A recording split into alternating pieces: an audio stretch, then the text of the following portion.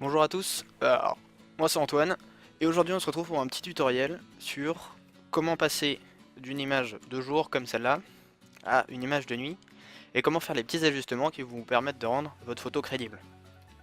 Donc, on va commencer tout de suite avec quelques images. Alors c'est un tutoriel qui n'est pas très difficile, puisqu'on va vraiment aller étape par étape. On va essayer du début à la fin, et je vais vous montrer comment utiliser chaque outil pour réaliser ce que je vous ai montré avant. Alors donc on va commencer avec une image de jour comme celle-là, qui est un paysage que j'ai trouvé sur internet, que je vous mettrai dans la description si vous voulez. Donc le premier petit conseil que je peux vous donner, c'est à chaque fois que vous commencez un projet Photoshop, dupliquez, dupliquez vos calques. Et gardez-en toujours une copie en fait dans votre fichier Photoshop, au cas où quelque chose tourne mal, ou que vous puissiez pas revenir en arrière, parce qu'il y a certaines étapes qui sont irréversibles. Et donc c'est ce qu'on va faire. Donc CTRL J pour dupliquer votre photo.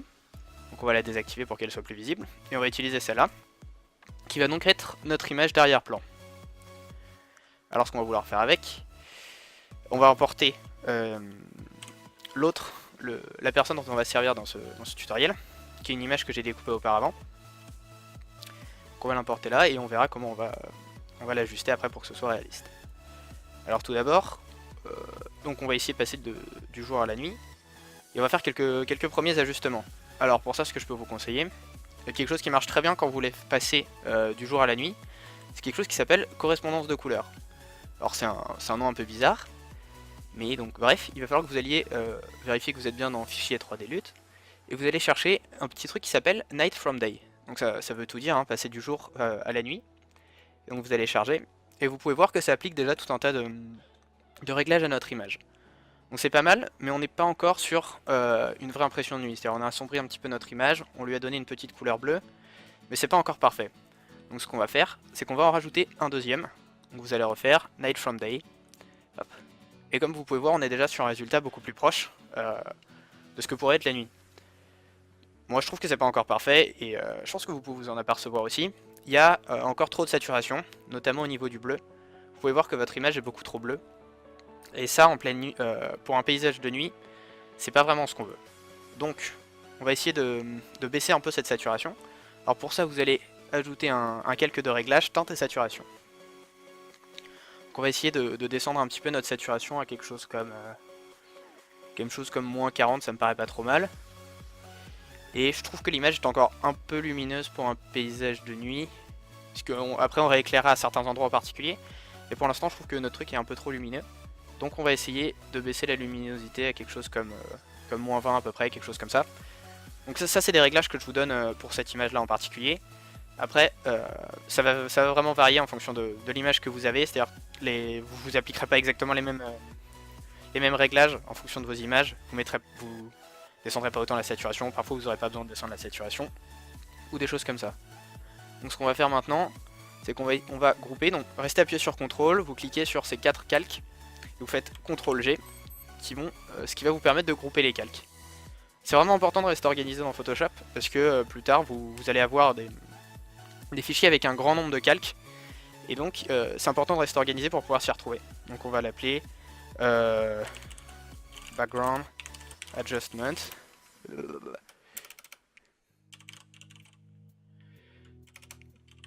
Hop, voilà. Donc là, on a notre background dont on va pouvoir se servir.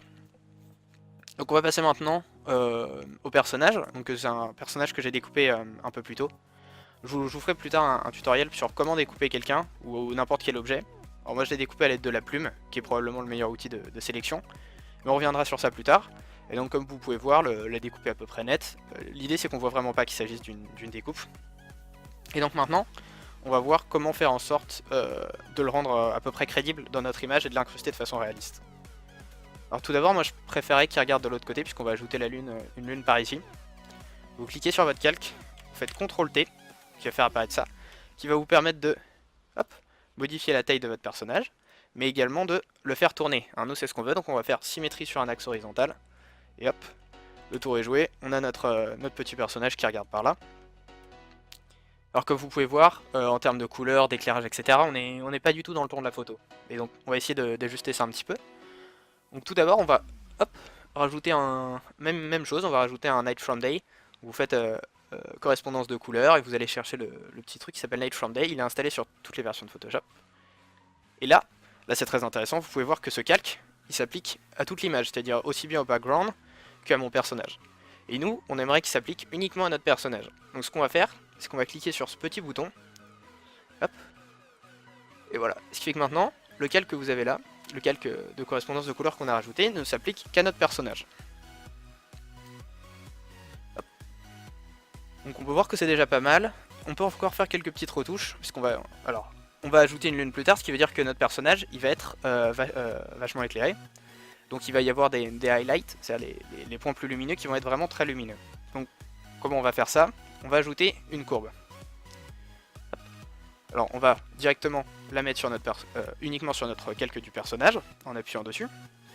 Et ce qu'on va faire, c'est qu'on va augmenter un petit peu la luminosité dans les points forts. On va juste cliquer sur le petit point en haut à droite et le glisser légèrement jusqu'à avoir, comme vous pouvez voir, on a augmenté un petit peu la luminosité des endroits lumineux, de là où on voulait vraiment. Donc c'est pas mal. On va ajouter une deuxième courbe parce que notre personnage, il est pas assez foncé sur certains endroits. C'est-à-dire on est quand même en pleine nuit, même s'il y a des endroits qui sont exposés à la lumière, il devrait être plus sombre à certains endroits. Donc on va faire l'inverse, on va cliquer là et on va décaler légèrement. On va oubliez pas de remettre l'ajustement juste sur le petit personnage. Hop, et on va quand même encore ajouter des points lumineux, parce qu'on trouve que notre personnage est encore un peu sombre sur certains endroits, qui devrait être plus lumineux. Donc là, je pense qu'on est globalement, vous pouvez voir, en 3 calques d'ajustement, on a réussi à ajuster à peu près notre personnage et à donner cette impression qu'il est réellement dans la scène qu'on a construit. Donc, comme pour auparavant, on va essayer de regrouper, donc restez appuyé sur CTRL, cliquez sur chacun des calques, et ensuite faites CTRL-G pour grouper vos calques. Donc on va appeler ça caractère. Hop, c'est pas mal. Alors maintenant, ce qu'on va faire, c'est qu'on va ouvrir une image de lune qu'on va incruster. Voici une image en PNG, c'est-à-dire que j'ai pas besoin, on n'a pas tout le fond qui est à côté derrière, et c'est beaucoup plus pratique pour utiliser ces objets. Donc V pour sélectionner l'outil de mouvement. Hop, c'est le raccourci. Outil de mouvement qui est là, vous cliquez sur l'image, et hop, vous la déplacez toujours en maintenant votre clic, et vous relâchez quand vous êtes sur l'image. Maintenant, vous voyez bien que la lune est beaucoup trop grosse, donc on va faire comme pour auparavant, comme je vous ai dit, CTRL-T, qui va nous permettre d'ajuster la position et la taille de l'image, et on va réduire l'image. Sauf que là, comme vous pouvez voir, hop, on part dans tous les sens. Donc, si vous voulez garder les proportions de l'image, il faut rester appuyé sur Maj, hop, et vous réduisez progressivement la lune à une taille que vous voulez à peu près. Donc je pense qu'on va faire quelque chose comme ça, légèrement plus petit. Et Enter une fois que tout est terminé. Donc on va renommer notre calque Moon pour se faire repérer un petit peu. Donc on voit que notre Moon est pas mal, si ce n'est que moi je la trouve, elle est encore trop grise. On est quand même sur une image qui contient pas mal de bleu et le gris fait un peu défaut dedans. Donc ce qu'on va faire, c'est qu'on va la réajuster un petit peu. On va lui mettre quelque chose qui s'appelle un color balance, ou une balance des couleurs en français, qui est quelque chose qui nous permet d'équilibrer les couleurs à peu près. Donc on voit qu'encore une fois, ce calque de réglage, il s'applique qu'à notre lune, comme vous voyez. Donc on va juste appuyer sur ce petit bouton. Et on va rajouter, on va essayer d'équilibrer à peu près les couleurs. Je vais rajouter un peu de magenta, et on va booster le bleu.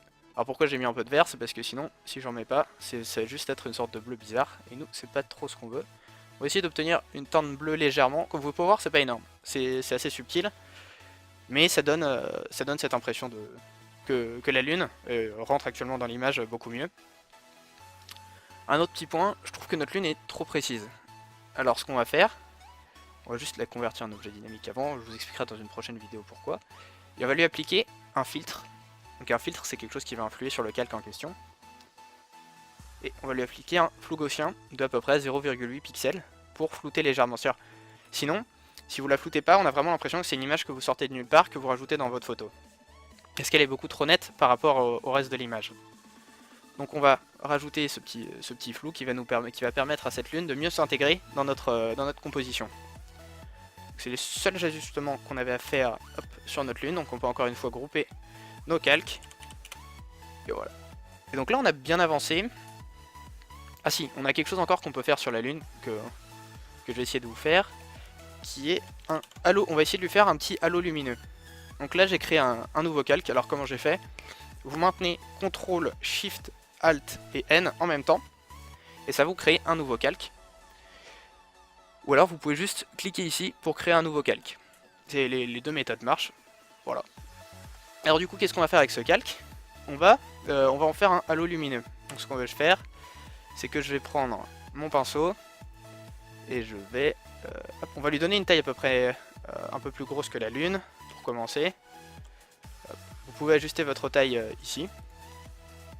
Et du coup, on va cliquer. Donc là j'ai un flux qui est très faible. Le flux, c'est-à-dire quand je clique une fois, combien en pourcentage de ce que ça devrait être normalement je vais faire. C'est-à-dire 16%, c'est-à-dire que la lumière que je vais faire là est beaucoup plus faible que si je mets mon flux à 100%, comme vous pouvez voir. Et donc avoir un flux assez bas, ça vous permet de régler la sensibilité, enfin de mieux ajuster combien la proportion de lumière que vous voulez mettre dedans. Donc on va en mettre un premier, on va l'appeler Light 1. On va rajouter un deuxième calque, donc toujours CTRL SHIFT ALT N. Et cette fois-ci, on va élargir un petit peu notre pinceau. Le but c'est d'essayer de créer un halo lumineux. Donc on va essayer de les mettre. On va changer aussi, alors ça c'est quelque chose d'important, c'est comment le calque réagit par rapport à l'image. Le petit réglage que je suis en train de mettre là. Et nous a priori, on va le mettre en incrustation, qui va atténuer un petit peu notre truc. Et l'autre aussi, on va le mettre en incrustation. Ne vous inquiétez pas, du coup on va réajuster. On va recliquer pour avoir un petit fond. Vous pouvez voir c'est encore assez subtil, mais progressivement on va créer un vrai halo lumineux. Alors c'est important de faire un halo avec plusieurs calques, parce que sinon on voit que c'est juste quelque chose qui a été construit simplement. Hop, on voit qu'il n'y en a pas assez là-haut. On va essayer d'en rajouter un petit peu. Et maintenant on va faire un halo un peu plus grand et un peu plus net, qu'on va laisser en mode de fusion normal. On va faire quelque chose comme ça.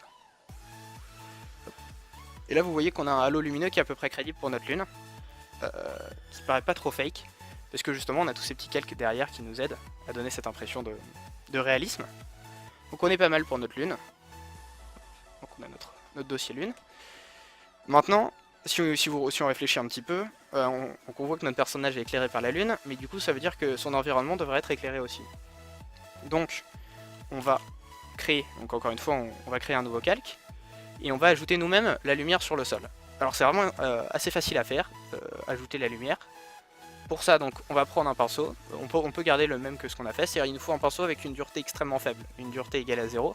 C'est-à-dire, quand on parle de dureté, c'est-à-dire que les bords sont extrêmement flous. Vous voyez, il n'y a pas une démarcation précise. Et c'est ça qu'on veut quand on peint de la lumière comme ça, de l'éclairage, avec un pinceau. Donc, on va essayer de peindre. Hop, on a un flux très faible. Cliquez. Alors c'est pas grave justement, le calque est positionné devant le personnage, donc c'est pas grave si la lumière touche le personnage, puisque ça va rajouter cette impression d'éclairage qu'on veut lui mettre. Essayez de faire une lumière comme ça, vous cliquez un petit peu partout sur l'herbe, de façon à donner cette impression d'éclairage. Et donc là on n'est pas encore très crédible. Et donc ce qui va nous permettre de faire que cette lumière soit vraiment réaliste, c'est de changer le mode d'incrustation, de fusion de notre calque. Alors vu qu'on joue sur la lumière, en général on va utiliser soit l'incrustation, soit la lumière tamisée. Et donc vous pouvez voir que là, on a rajouté, si je trouve ça encore un peu sombre, donc on va rééquilibrer ça. Hop. Et donc là vous pouvez voir qu'on a rééclairci là où on pense que la lumière doit arriver. Donc on évite de toucher à l'ombre, puisque si l'ombre est là c'est qu'il y a a priori une raison. Et on va rajouter un deuxième calque pour créer cette fois-ci de la lumière sur la mer. Hop. Donc même procédé, vous cliquez. Évitez par contre là cette fois-ci de cliquer sur le personnage vu qu'il est de dos. Donc il n'est pas censé être atteint de la lumière ici.